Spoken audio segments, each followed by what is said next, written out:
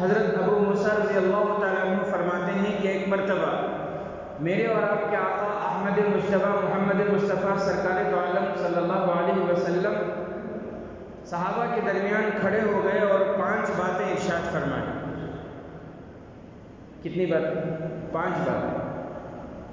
جناب آقا نے فرمایا کہ اللہ سوتا نہیں، اللہ نہیں سوتا، اور دوسری بات سونا یہ اللہ کے شان کے مناسب بھی نہیں،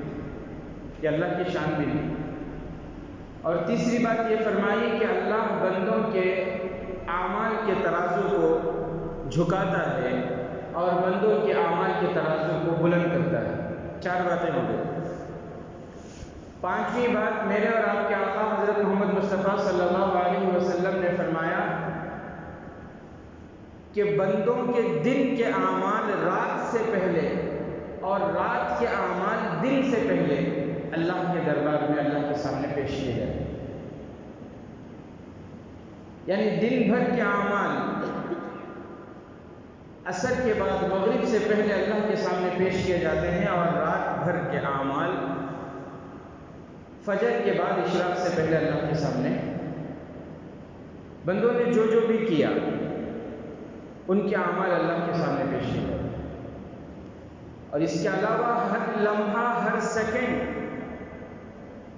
بندوں کے ہر عمل سے اللہ واقف ہے۔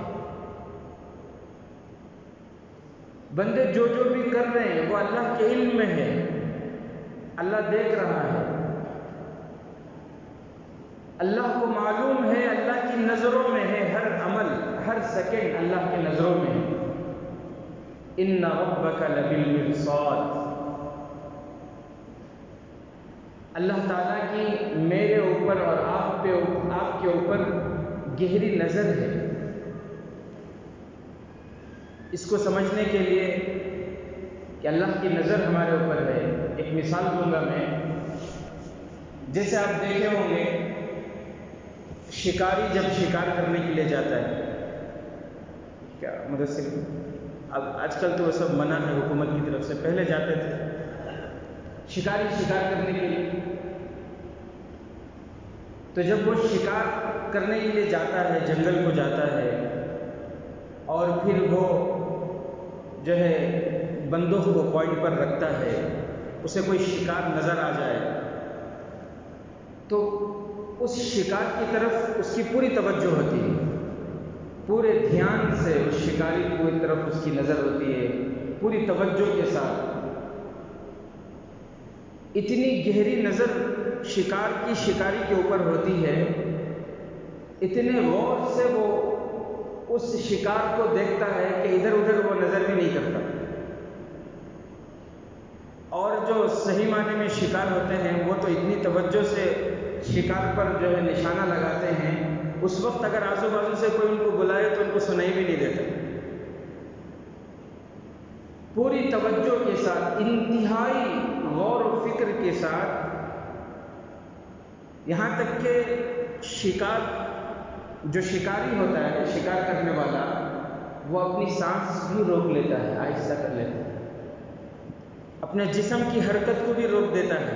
کہ کہیں کوئی پتا ہل جائے اور شکار اڑ جائے۔ اتنی گہری نظر اس شکار کے اوپر ہوتی ہے، اور پھر پوری طرح نشانہ لگانے کے بعد پھر وہ گولی چلاتا ہے۔ تو میرے محترم دوستوں، ایک شکاری کی اپنے شکار پر جتنی گہری نظر ہوتی ہے، اس سے کہیں زیادہ گہری نظر اللہ تعالیٰ کی میرے اوپر ہے، آپ کے اوپر ہے، دنیا کی ہر چیز پر ہے۔ اس سے کہیں زیادہ گہری نظر اللہ تعالیٰ کی دنیا کی ہر چیز پر اللہ کی گہری نظر ہے۔ تو اس لیے کچھ کام کرنے کے بعد یہ سوچنا کہ کسی کو معلوم نہیں، اللہ کو سب کچھ معلوم ہے۔ تو بندوں کے اعمال روزانہ اللہ کے سامنے پیش کیے جاتے ہیں،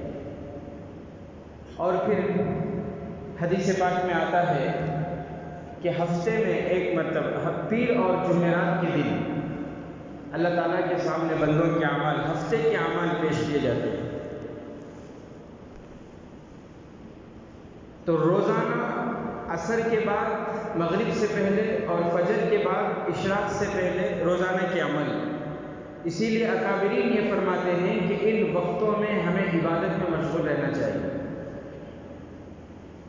کیونکہ جب یہ فرشتے رد و بدل ہوتے ہیں، بندوں اللہ کے پاس جاتے ہیں تو اللہ تعالیٰ پوچھتے ہیں بندوں سے، فرشتوں سے، کہ میرے بندے کو کس حال میں چھوڑ کر آئے۔ اگر عبادت میں ہوں گے، قرآن کی تلاوت میں ہوں گے، ذکر میں ہوں گے، درود شریف پڑھ رہے ہوں گے، تو فرشتے فخر سے کہیں گے کہ اللہ، جب ہم آئے تو تیرا بندہ تیرے ذکر میں مشغول تھا، درود پڑھنے میں مشغول تھا، دعا میں مشغول تھا۔ اگر کچھ نہیں ہو سکتا تو کم سے کم آخری درجہ یہ ہے کہ ہم گناہوں سے بچے رہیں، ان وقت میں ہم اپنے آپ کو گناہ سے بچائے رکھیں۔ اور پھر ایک حدیث میں ہے کہ ہفتے کے اعمال پیر اور جمعرات کو اللہ کے سامنے پیش کیے جاتے ہیں۔ اور ایک حدیث ہے، بڑی عجیب حدیث ہے، کہ صرف اللہ بلکہ ہمارے نبی حضرت محمد مصطفیٰ صلی اللہ علیہ وسلم پر بندوں کے اعمال پیر اور جمعرات کے دن پیش کیے جاتے ہیں۔ میرے اور آپ کے آقا حضرت محمد مصطفیٰ صلی اللہ علیہ وسلم جب بندوں کے اعمال ان کے سامنے پیش کیے جاتے ہیں، دیکھتے ہیں، تو جو نیک کام کیے ہوئے ہیں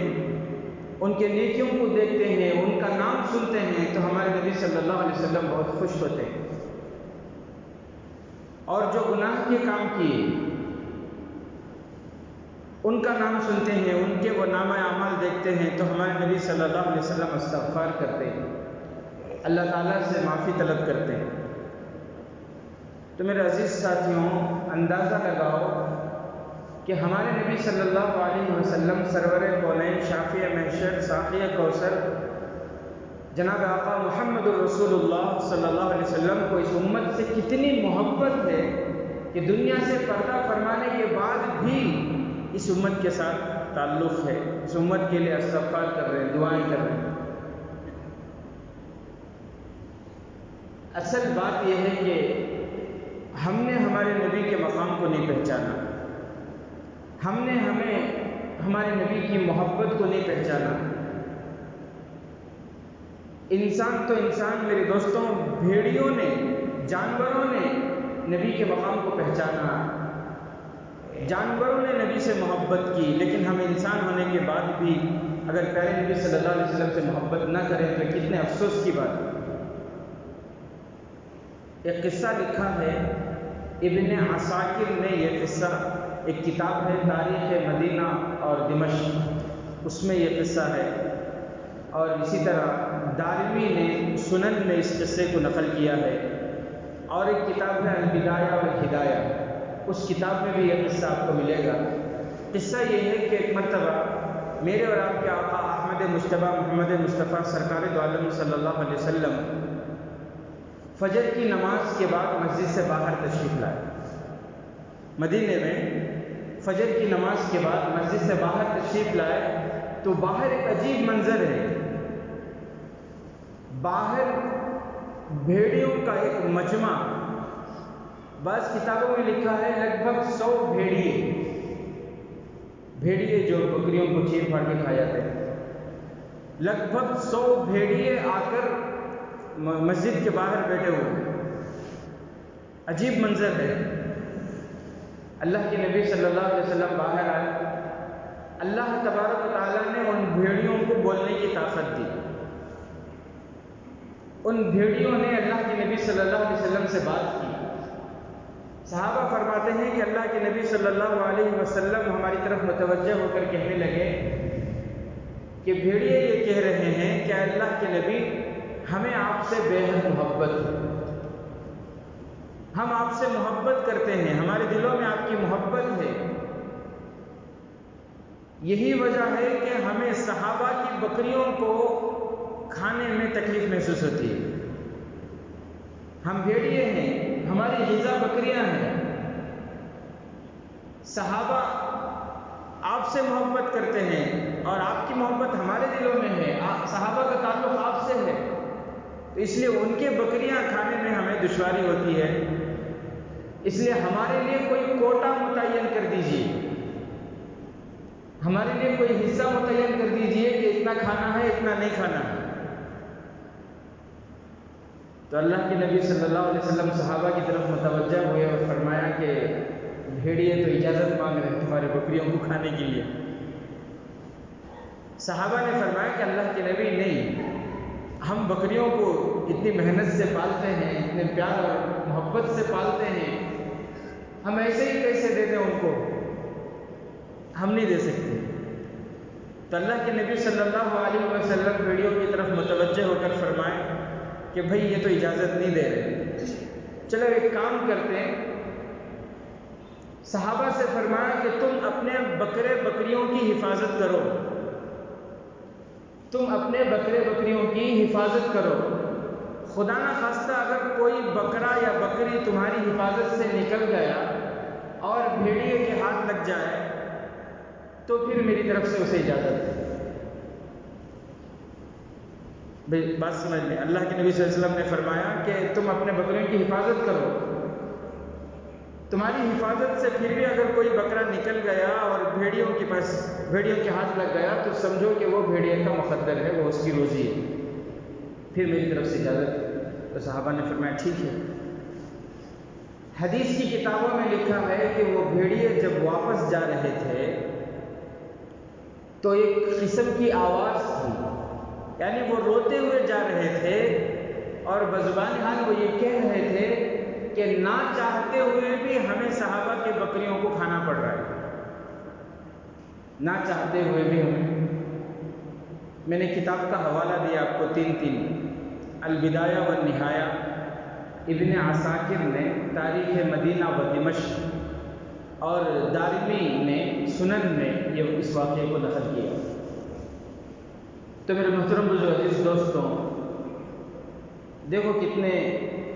تعجب کی بات ہے کہ بھیڑیے اللہ کے نبی صلی اللہ علیہ وسلم کو پہچان گئے، بھیڑیے کے دل میں پیارے نبی سے محبت ہے، الفت ہے۔ ہم انسان ہیں، رجب کا اتنا مبارک مہینہ گزرا، شعبان کا مہینہ گزر رہا ہے، اس کے باوجود بھی اگر ہم اللہ کے نبی صلی اللہ علیہ وسلم کی محبت کو دل میں نہیں بسا رہے تو اس سے زیادہ افسوس کی بات کیا ہوگی۔ تو بہرحال میرے عزیز ساتھیوں، بات یہ چل رہی تھی کہ ہر پیر اور جمعرات کو بندوں کے اعمال اللہ کے سامنے پیش کیے جاتے ہیں، اور ایک حدیث میں ہے کہ پیارے نبی صلی اللہ علیہ وسلم پر بھی پیش کیے جاتے ہیں۔ نیک کام کیے، نیک اعمال کو دیکھ کر، نیک کام کرنے والے کا نام سن کر ہمارے نبی صلی اللہ علیہ وسلم خوش ہوتے ہیں، اور جو گناہ کیے ان کے لیے ہمارے نبی صلی اللہ علیہ وسلم استغفار کرتے ہیں، اللہ سے معافی طلب کرتے ہیں۔ لیکن ایک بات یاد رکھیں، اگر انسان اس کو مذاق بنا لے، یعنی وہ گناہوں پر گناہ کرتا رہے، مسلسل گناہوں پر گناہ کر رہا ہے، جان بوجھ کر قصداً گناہ کرتا ہے اور توبہ بھی نہیں کرتا، تو پھر ڈرنا چاہیے کہ وہ دن نہ آ جائے کہ اللہ کے نبی صلی اللہ علیہ وسلم چہرہ پھیر لیں۔ کیونکہ بزرگوں نے ایسے کئی واقعات کتابوں میں لکھے ہیں۔ بہت سے حاجی جب وہ حج کرنے کے لیے گئے اور پیارے نبی صلی اللہ علیہ وسلم کے روضہ اقدس پر گئے اور جا کر وہاں اللہ کے نبی صلی اللہ علیہ وسلم کو سلام پیش کیا، الصلاۃ والسلام علیک یا رسول اللہ، لکھا ہے بزرگوں نے کہ اللہ کے نبی صلی اللہ علیہ وسلم چہرہ پھیر لیے، کیونکہ ان کے چہروں پر داڑھی نہیں تھی۔ اللہ کے نبی صلی اللہ علیہ وسلم چہرہ پھیر لیے کہ تم جھوٹے ہو، تمہارے جھوٹے سلام کی مجھے ضرورت نہیں ہے، تم نے دل میں میری محبت کو نہیں بسایا، مجھے تمہارے سلام کی کوئی ضرورت نہیں۔ تو میرے عزیز ساتھیوں، دلوں میں محبت بسانے کی ضرورت ہے۔ اور ایک حدیث میں یہاں تک ہے کہ اس انسان کے جو قریبی رشتہ دار ہیں، یعنی اس کے ماں باپ، یا اگر بچہ ہے تو ان کے ماں باپ کے سامنے بچوں کے اعمال اور بچوں کے سامنے ماں باپ کے یا اس کے بچوں کے اعمال خبر میں پیش کیے جاتے ہیں۔ میرے عزیز ساتھیوں، سوچو کتنے، اب ہمیں اپنے اعمال کا محاسبہ کرنا ہے۔ ہمارے ابا دنیا میں نہیں ہیں، ہمارے امی دنیا میں نہیں ہیں، اگر ہم یہاں نماز چھوڑ رہے ہیں، اگر ہم یہاں قرآن کی تلاوت نہیں کر رہے ہیں، اگر گناہوں کے ساتھ ہمارا دن گزر رہا ہے، تو ہمارے ماں باپ کے سامنے بھی عمل پیش کی جاتی ہے، تمہارا بیٹا دیکھو یہ کر رہا ہے کام۔ دنیا میں تو تکلیف پہنچائے،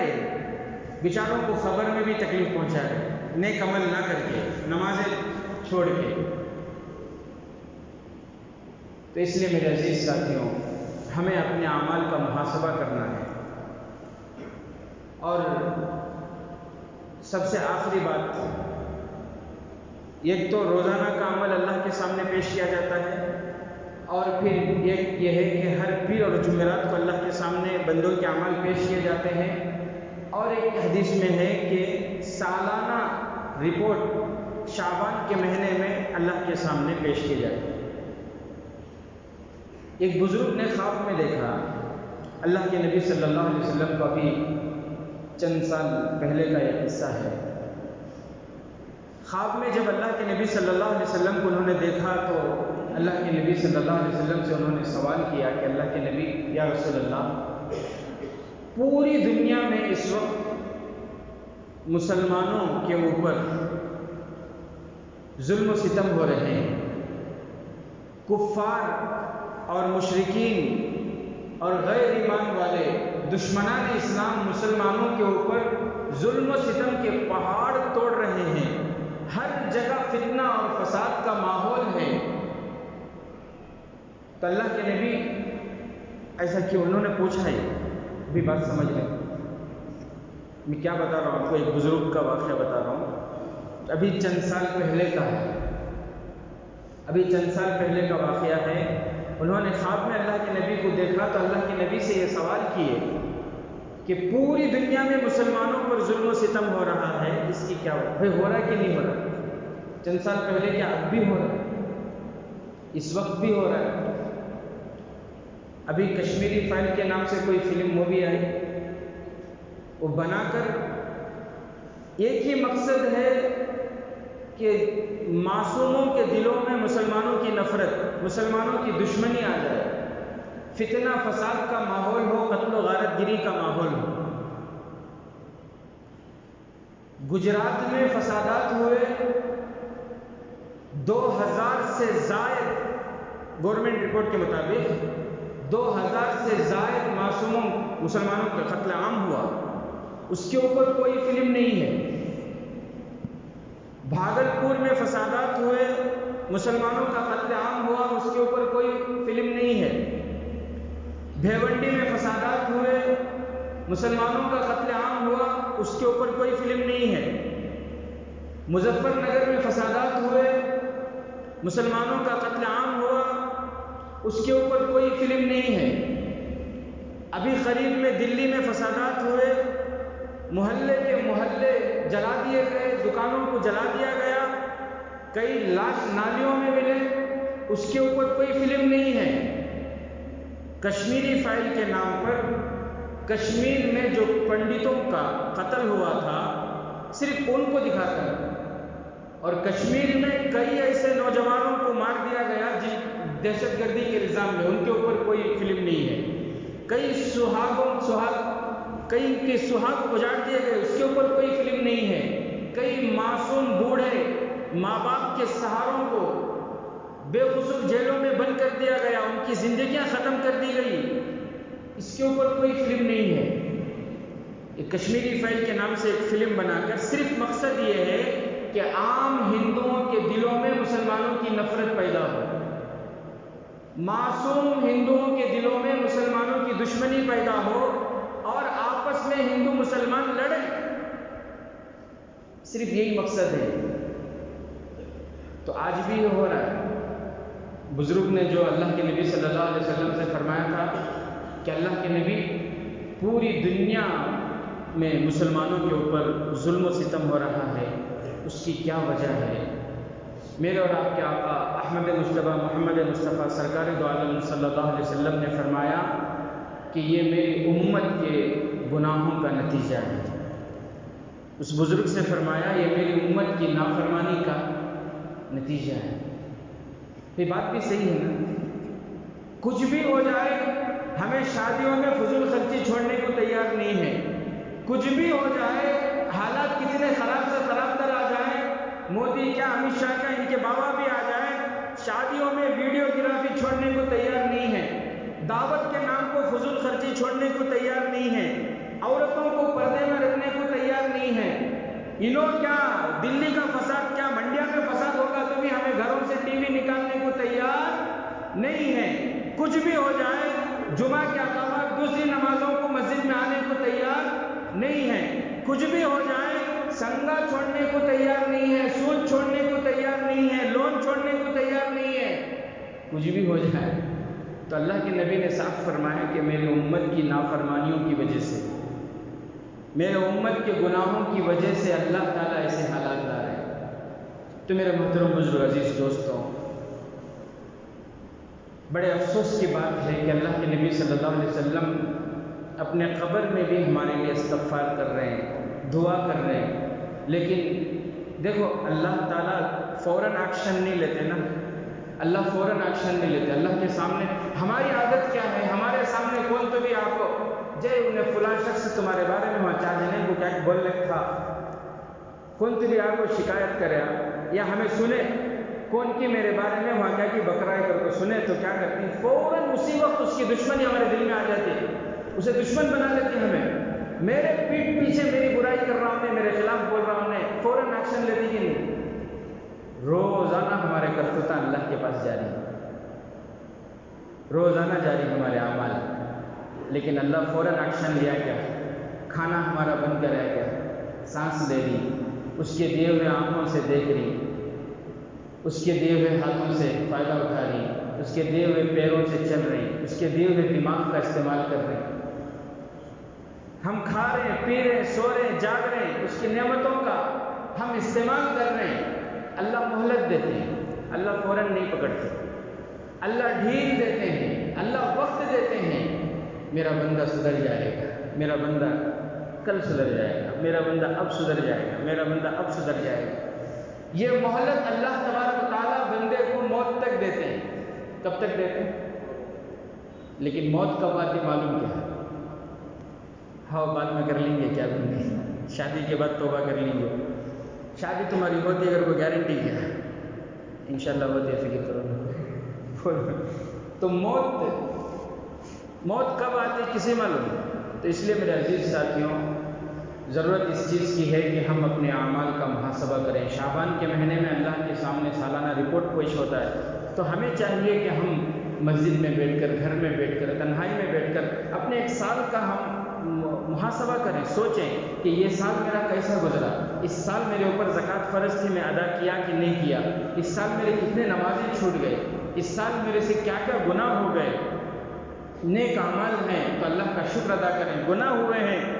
اللہ کے سامنے توبہ کریں۔ اللہ بڑے رحیم ہے، کریم ہے، معاف کرنے والے ہیں،